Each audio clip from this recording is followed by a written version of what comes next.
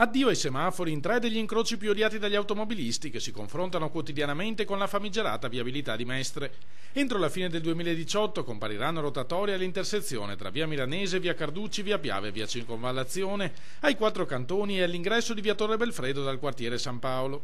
Possono rappresentare ovviamente la svolta per una parte centrale di Mestre che dir poco caotica e non c'era mai riuscito nessuno. Su questo vi devo dire sinceramente che ci ha creduto fortemente il sindaco Luigi Brugnaro e assieme agli uffici siamo riusciti a produrre un buon risultato. Le 2 rotatorie gemelle dei 4 cantoni e di via Piave avranno un diametro esterno di 25 metri e un disegno a fagiolo, la terza sarà invece circolare per un diametro di 27 metri. Il progetto definitivo è stato approvato durante l'ultima giunta comunale e la gara dovrebbe partire ai primi di giugno.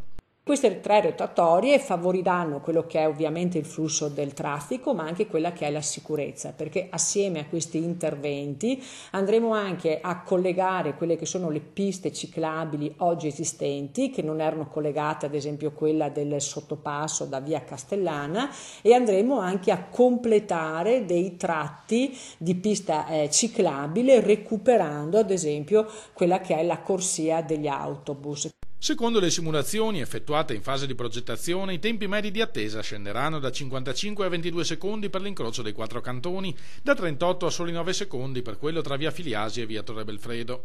Quanto al versante di via Piave, le code in via Carducci dovrebbero ridursi dagli attuali 80 metri di media a meno di 20. L'importo che è stato messo a disposizione per questo intervento è di 900.000 euro e ci auguriamo che entro il 2018 sia possibile utilizzare da parte di tutti questa nuova viabilità.